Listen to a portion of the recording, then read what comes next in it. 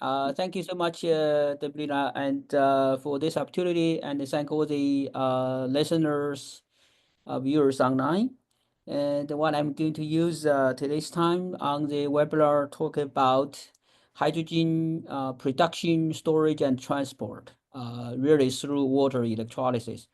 And I'm a faculty member in the Department of Physics, and also I'm the director of the Texas Center for Superconductivity.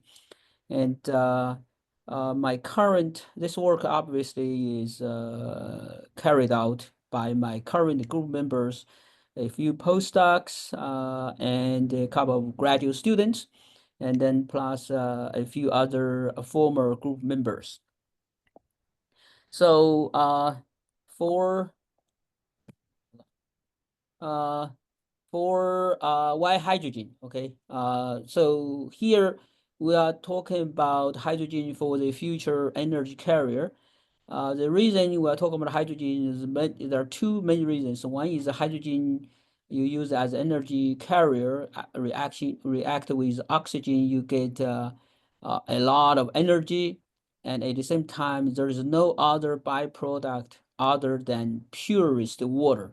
You cannot get any water purer or cleaner than this reaction. And the amount of energy, if you use it for equivalent for driving a car, you are talking about per kilogram hydrogen, you can drive a car, average car, 80 miles. Put it in perspective, what we are getting from the gasoline. And here, if you can see for gasoline car, and not only you get a lot of carbon dioxide because of the burning of carbon, reaction carbon with oxygen. And at the same time, the amount of miles, the number of miles per kilogram of gasoline is only 8 miles. That is much less than the hydrogen. Okay. So if so, hydrogen is so much better without contamination to the environment and much higher energy density. And how are we getting hydrogen? So currently we are getting hydrogen through two major ways, in fact. One is the so-called gas reforming. You take sort of methane gas, react it with water at higher temperature, you get lots of hydrogen, but at the same time you get a lot of carbon dioxide. And that is the one way. The other way is the so-called co-gasification. So here I'm showing you the reaction, the chemical reaction here is that if you look at this carbon again plus water, you get hydrogen and then again carbon dioxide. And as I said, in fact, hydrogen through these two ways you have carbon dioxide, but the other way is really the water splitting. If you can take hydrogen, oxygen apart, you generate a hydrogen, and then your only byproduct is oxygen. Oxygen, there's no harmful effect to the environment. So the problem with that is as you can see, the how much carbon dioxide produced with the fossil fuels. On the other hand, the water splitting electrolysis by there's zero carbon dioxide. That's the good thing. Well, so two ways to for hydrogen, two main ways for hydrogen generation from water. One is really the so-called photocatalysis. If you can really have this kind of process efficient, and then that's the best because it does not require energy input. Only input is the sun, solar energy into your system. But the problem is due to the energy, the band alignment of water with the catalyst, with the solar energy, and then the amount of energy can be absorbed by the catalyst, the photocatalysis in that process. It's very small. And then nowadays it's just less than 10%. It's not efficient. But on the other hand, water electrolysis through input a lot of electrical power, your efficiency can get up to 80% or even higher, depends on the production rate. And the only drawback is you do need to consume a lot of electrical power. Okay. So for water electrolysis, what are the mainly involved in this whole process? If you want to build a industry, what are all the parts you need? One is the water feedstock. Obviously, you can use deionized water, which is expensive, and the other is tap water. It's widely available in your home, industrial, or any building setup. But the problem is this two kind of water pure. It's much pure, but it's very expensive, and also the supply of those kind of tap water or deionized water is very much limited. You put it in perspective, seawater on Earth is 97%, and the fresh water is only 3%. If in the future we really will depend on hydrogen as our energy source, and the fresh water will not be enough, will be a problem for as a feedstock. So therefore, we have to look into seawater as a feedstock, which is due to its abundance. On the other hand, we also have a lot of produced water from oil and gas field, and those water even dirtier than the seawater. How could we process those water to utilize that instead of use a lot of other chemical process and then you dump it on the ground? Okay, and when you have enough water, and the next thing you have to worry about is really catalyst. Nowadays, you have acidic versus alkaline situation. For the acidic, normally it's based on proton exchange membrane. They use noble metals such as like platinum, iridium. And on the other hand, alkaline is based on anion exchange membrane using transition metals such as like nickel iron. And no matter what you use, which solution you use, which catalyst you use, all you are trying to do is really try to lower the over potential for both the hydrogen evolution reaction and oxygen evolution reaction. What we really would like to have is per kilogram hydrogen production, we would like to have the energy consumption down to somewhere close to 46 kilowatt hour, which requires, if it's current density wise, 1 amp per square centimeter, you are talking about 1.7 volts. That's the energy cent. And the current industry, when they use the so-called PEM, the noble metal catalyst, they are consumed anywhere between 50 to 55 kilowatt hour per kilogram hydrogen. It is quite high. And of course, this kind of catalyst has to be very stable over a long time. And then on top of that, you really would like to have very good membrane.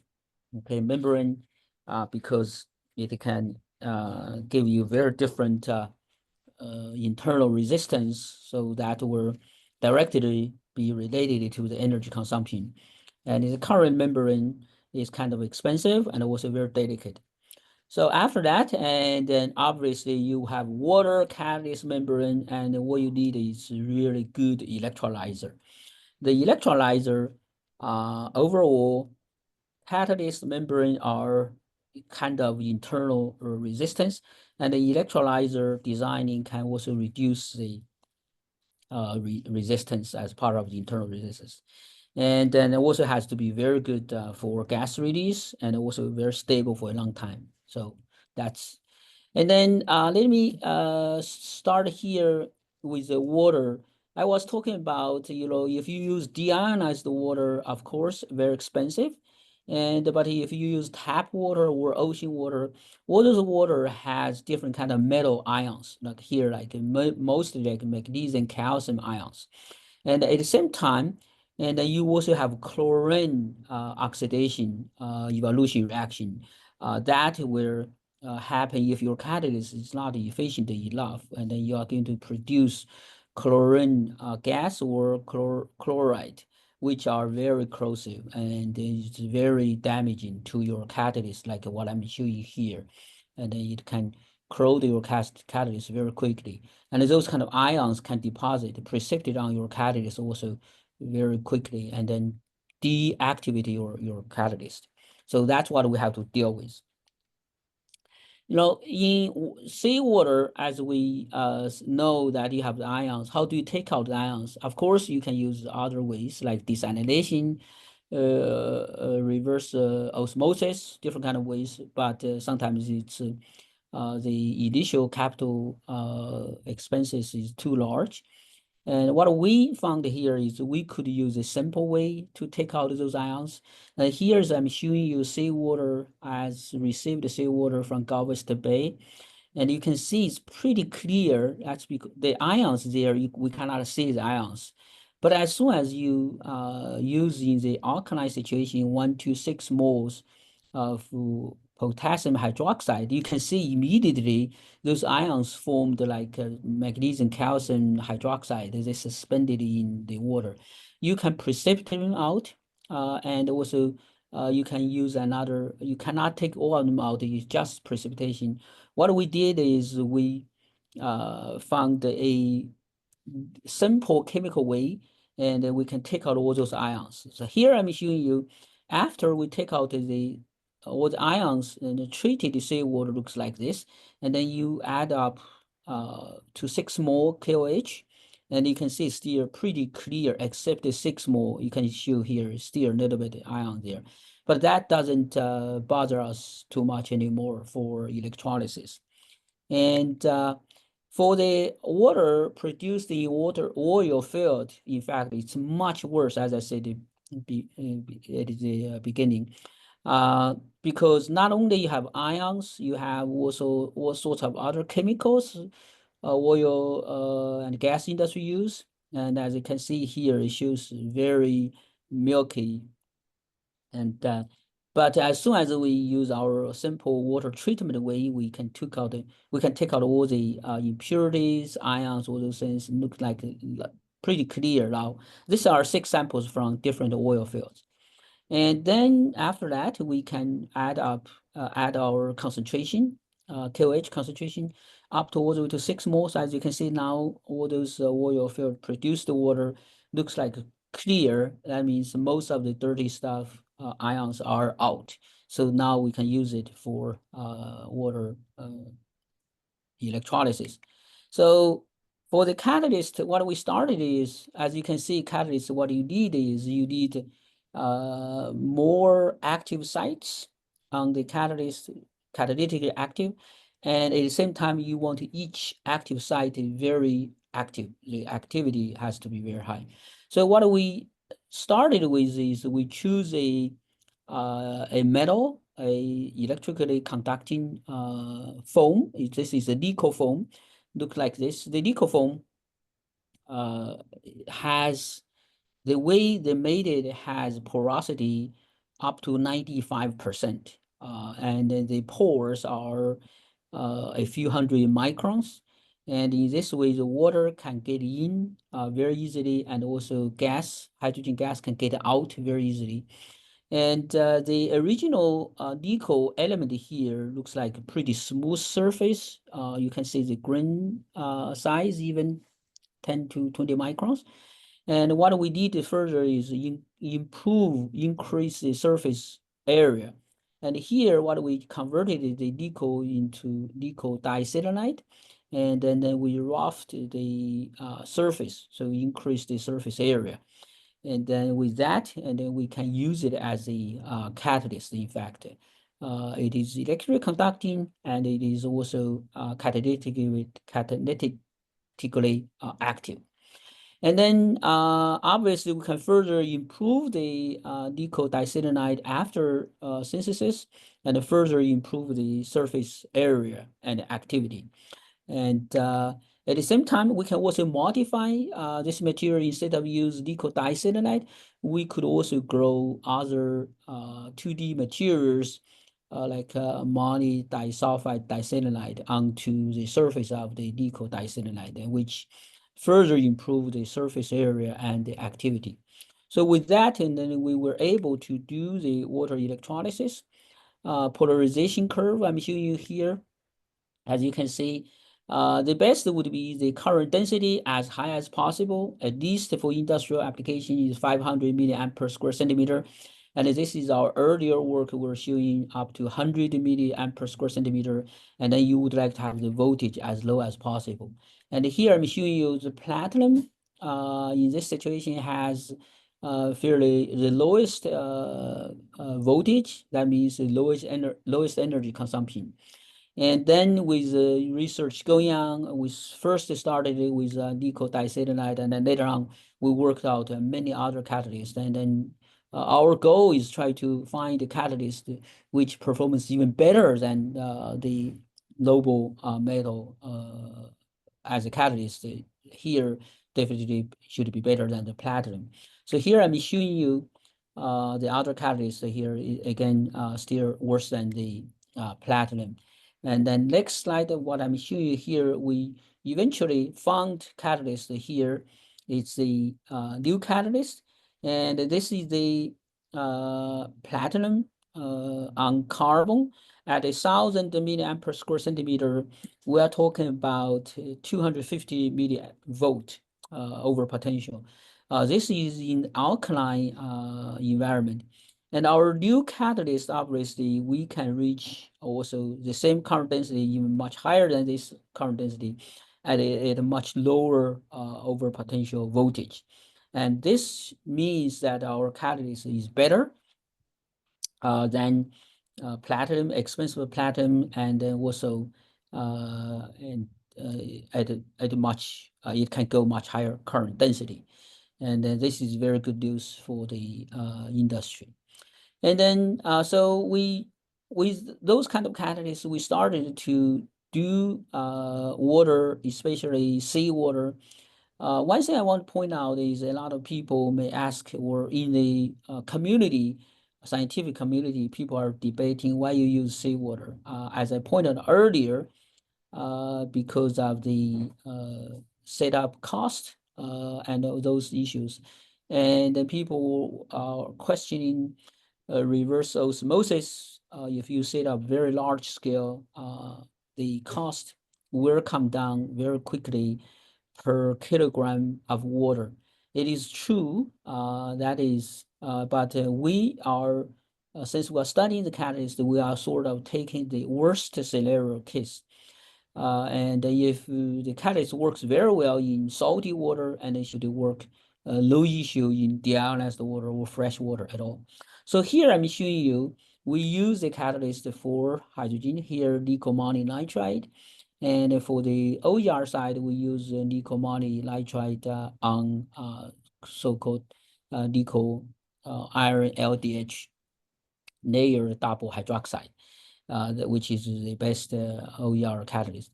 And then we combine these two catalysts, we were able to generate current density here up to 1,000 milliamp per square centimeter at different temperatures. At you see here at 60 degrees C, and we were able to get under 1.7 volts. Remember earlier on, I was talking about if you can get lower than about 1.72 volts, that means you are only going to consume the energy is about 46 kilowatt hour per kilogram of hydrogen. And this showed that our catalyst is definitely capable to do that. And we also showed here the amount of hydrogen to amount of oxygen is exactly 2-to-1 ratio. That means we do not have chlorine gas production, and which is showed that is a stability at different current densities of our catalyst up to 100 hours. And we can also even utilize the waste heat, use thermoelectrical power generation, use that power, generate the power to drive the water electrolysis process. Okay, and then after that, and then we have been thinking, if we are trying to reduce the catalyst cost, The raw material cost is 1 cent, and the other thing is about the processing. If your catalyst synthesis also is expensive, requires a lot of energy, then that's going to be more cost to the catalyst. And therefore, we have been looking at the cost reduction on the catalyst synthesis. The best would be room temperature synthesis, and without any energy input, lower big equipment cost. So we were very lucky. We found some good catalysts, like here we're showing you the sulfur uh, doped nickel iron oxide hydroxide, which for the OER performance, and as you can see here, we run up to 1,000 milliamp per square centimeter, and which is better, obviously better than the iridium dioxide, which has been used by some industry, much more expensive. So, and then we also run stability testing up to 100 hours here. You can see it's fairly stable in this situation. So we succeeded to make catalysts at a lower cost. That's very important to us. And then we use those kind of catalysts made at room temperature. We did the seawater splitting. As you can see here, we were able to get to close right below 1.8 volts here. A little bit higher than previous catalysts, but that's because some of the setup here, it's not a electrolyzer. Later on, we tried the electrolyzer. It's pretty good. So after that, we also tried our catalyst with the treated oil-filled water. As you can see here, at 60 degrees C, we were able to get down to below 1.7. It's about 1.66, 1.65 volts, something, at this current density, which satisfied my original goal, less than 1.72. And in fact, the industrial application for electrolysis, they will be higher than 60. Normally, it's 85 degrees C, and this voltage will be further lower, probably get close to 1.6. That would be even better. And then after we worked out all those catalysts on nickel foam, we have been collaborating with the industrial company, trying to get our catalyst into the industrial setup. In fact, if you look at the catalyst literature, there have been thousands of papers reported every year. And the increase of number of papers is exponential. But really, we don't see a single catalyst that has been brought into industrial process. So we have been wondering what's the issue. So then we started, luckily, we started to have a contract from an industrial company. And then what they use in industry, they don't use nickel foam. And the reason is because nickel foam, even though I talked about 95% porosity, but it's still not porous enough because the hydrogen generated, both hydrogen and oxygen generated cannot get out that quickly. So what they use is really simple nickel mesh or stainless steel mesh, and has much more opening. And then they are using nickel mesh directly as their catalyst. So what we need to do is we process their nickel mesh with our catalyst. Here we process three kinds of catalyst. One is the nickel iron LDH on nickel mesh. The other is the sulfur doped iron oxide hydroxide on nickel mesh. And the other is the nickel iron oxide hydroxide on nickel mesh. And then we, as I said, we achieved this in room temperature, just like a tiny vial. And for a very short time, we get the catalyst deposited. And then we sent to the company. We made it a pretty large size. And our size is 4 centimeter by 10 centimeter, which is 40 times the size of normally what we use in the lab, 1 centimeter by 1 centimeter. And then they use this as for the OER side, and they use on the cathode, they use the platinum group on sandblasted nickel as a reference. And then clearly our catalyst, this three catalysts, is better than the baseline. Is much better than their local expensive catalyst. And you are talking about the voltage drop is about 0.2 volts, 10%, pretty significant. And then we checked our reproducibility, and then all our catalysts can be reproducibly made at room temperature. And in comparison with the baseline, again, the noble metals, and we have significant improvement. That's for the OER.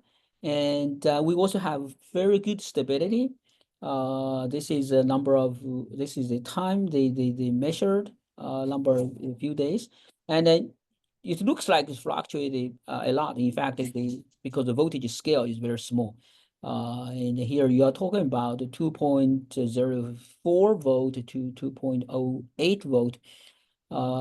Again, this is the electrolyzer. Electrolyzer has much larger. Their electrolyzer, testing electrolyzer has a lot of internal resistance. That's why I ended up with total voltage here. It's a little bit over 2 volt. But this is much better than their 2.3, 2.5 volts before. Okay. And then we also worked on the HER catalyst. HER catalyst, it's a little bit difficult than the OER catalyst. Here, as you can see, we have two catalysts. One is so-called here AMW and AMY. And as you can see, AMY is better than their baseline in the middle. And then AMW is a little bit worse than their baseline. But at least this is quite close to their expensive, again, noble metal reference. And that is the good news. And after a catalyst, as I mentioned earlier, we have to worry about the membrane. There are three major membranes nowadays. One is the proton membrane, exchange membrane, which is suitable for acidic situation. The other is the anion exchange membrane, alkaline, which is we are working on mainly. And the other is the bipolar membrane. Really, you combine both the HER in acidic and OER in alkaline onto the membrane two sides, and hopefully that will significantly decrease the internal resistance. And after you produce so much hydrogen for the future, if you are talking about the future society, the amount of hydrogen, we are talking about hundreds of gigatons of hydrogen for the society to meet the demand. How are you going to transport hydrogen and also store the hydrogen? If you look at hydrogen gas is the density is too low. If you want to transport the hydrogen in gas form, you need to have very high pressure. Okay, otherwise you can only hold a little mass for a certain volume, and this is very dangerous. Obviously, high pressure hydrogen is very dangerous. And then the other way you can think of is anything you can, I make it into liquid, because liquid is denser than the gas. But you have to think about is liquid hydrogen has a temperature 20 Kelvin. You have to cool it down to 20 Kelvin, which is quite expensive. Even the liquid form of hydrogen, the density is still very low in comparison with water. The water is 1 gram per cubic centimeter. Here, hydrogen is only 0.07 gram, which is about 1/14 of water density. And then you say, okay, every material has three majority states, right? Gas, liquid, and solid. You could say, okay, let's make solid hydrogen, and then we can have a lot of hydrogen transported stored. Oh, this is almost impossible. Hydrogen is the lightest element. Even the gravity cannot grab hydrogen. Say the hydrogen is easy to escape. And if you want to make hydrogen into solid, theoretical prediction is you need to use 400 gigapascal pressure, which is 4 million atmospheres. Oh, basically, there's no way we can do that. Okay, So we have to really here gas is too light, solid is not possible to make. Really, we have to look into maybe liquid. And then with liquid hydrogen, liquid hydrogen transport or storage has to be in pipe networks. Okay, and as I said, the liquid hydrogen has 20 Kelvin, which even though requires energy to get it down to 20 Kelvin, but it's perfectly coolant for superconductors. Okay, and so what superconductors can do, as some of you here probably know very well. The reason I would like to make this connection is because I work in the Texas Center for Superconductivity. Superconductor has a lot of wonderful properties. Superconductor can transmit, can store electrical power in a very large scale without any loss over a long time. Normally your electrical power, if you let it circulate in electrical coil wire, after many cycles, hundreds of cycles, you lose all the energy to Joule heating or internal resistance because the generated power it get your wire hot. That's IR squared, current squared and times the resistance. And every normal conductor has internal resistance. And the reason we are using high voltage to transmit the electrical power on the power grids, it is because we would like to, the resistance is kind of fixed as long as your wire diameter is fixed. And then we need to reduce the current. So that's why you have to go to very high voltage and your current is low and then your internal loss of the power during transmission is low. And but superconductor, as I said, there's no loss at all over a long time. And then superconductor can also levitate vehicles and a lot of goods at a very low energy consumption. And of course, those levitated vehicles can move very fast. So therefore, after I work on hydrogen production, and I have been thinking of hydrogen transport and hydrogen storage. And as I said, because I'm working in the Texas Center for Superconductivity, I naturally start to think out how to combine all those things together. So here I came up with the idea, and again, the system is very safe. I'm talking about. The idea is modify the existing highway system. And we have thousands of miles of highways for vehicles. The only purpose is for vehicle, okay, for you to travel from point A to point B. There's no other purpose, right? So if we modify the current highway system, instead we dig into right below the highway and we build a pipe network right below the highway. And then those pipes will be enough to store all the hydrogens. I'm talking about hundreds of gigatons of hydrogen into the highway. Then you don't have to worry about transport and the storage of liquid hydrogen anymore. And since it's there, and then solve two problems, right? Hydrogen transport, hydrogen storage. At the same time, as I pointed out, hydrogen has a temperature which is 20 Kelvin, that we can use that 20 Kelvin temperature cool down the superconductor. And then the superconductor can transmit the electrical power, can store electrical power, and without loss. Nowadays you probably saw the sign on the highway when you drive saying that the electrical power is free during night. That's because they produce so much power to meet the requirement during daytime, during night, and not too much demand. And then they cannot store it. Of course, you can store it into battery. Battery is too expensive. But you cannot let it run in the power grids because you lose it anyway. And here, if you have electrical power, this superconductor can transmit electrical power, can store all those electrical power surplus, the oversupplied power there without any loss. That's great. So you solve two more problems. It's electrical power transmission, electrical power storage. At the same time, superconductor here can levitate the vehicle. So your personal vehicle, a car, trucks, school bus, heavy trucks, all those, any vehicle, and it levitated. When it's levitated, there's no friction.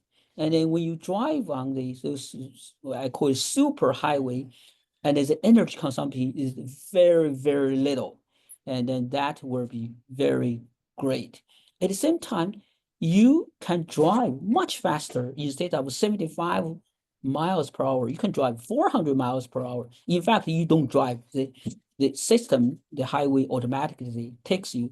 You just, all you need is any time of the day or in the morning, 2 o'clock in the morning, you drive from your home, you want to go to, say, for example, at 3 o'clock in the morning, 4 o'clock in the morning for some elder people. You say you want to go to Los Angeles to have breakfast with your family members or relative. You can start at 3 o'clock and get onto the highway. 4 o'clock, 4 hours later, you're in Los Angeles. You don't need to depend on the airplane anymore, and it's much shorter time. And that is the greatest news, right? And so obviously very low energy consumption because it's low friction, only air friction, and also extremely safe, this system. And then people are worried if you drive 400 miles per hour, which is, 5 to 6 times faster than what we are driving now. And how could be very dangerous if your vehicle detract or derail. And in fact, the safety is absolutely highest. The reason is because the magnetic flux, levitation superconductor, and in your car at the bottom, you have some magnets there, and they not only repel each other, they also attract each other. And there's no way you can get off the highway. And at the same time, as I said, it's very flexible. You don't have to depend on the weather. You don't have to depend on the schedule of the vehicle anymore. So here, I'm showing you it's a demo, and we built this already. This one is inside the bottom. This is represented the track, the highway, and then we built the superconductor there inside. And on the top, this is a magnet representing your vehicle. And now you can see there is a gap in between, and it's levitated, and it gave a little push, and it just go back and forth.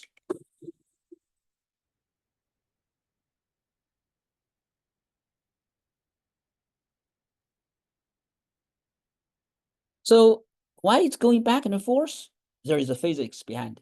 Because when you push this magnet too much off, because there's no more, here you have superconductor, you have magnetic field, and then when it's off too much, and then when this magnet sense that there's no magnetic field here, and then there is induction happens, and then they generate another force, pulls it back. And then so that's why back and forth, back and forth, which is also the safe feature in the system. There's no way, as I said, you can run out of the track or sideways, even impossible. As I said, the same thing. If you go a little bit side to into the page or out of the page, and then the induction force pulls you back, which is the safe feature. So basically, with that, I summarize what I presented to you, and what we did is we find an economic way to treat the tap water, seawater, and oil field produced water. We also found some very efficient catalyst for electrolysis of any grade of water. And we are working on new membrane for better performance. And then we have designed some electrolyzer which can perform very well. And at the same time, we have come up with a super system that combines energy with vehicles. That hopefully one day when it's built, which will be great because it will solve a lot of current challenging issues on energy storage, energy transport, and also fast-moving vehicles and maximum flexibility and the maximum safety. So with that, I will stop here and take any questions you might have. And I thank you very much.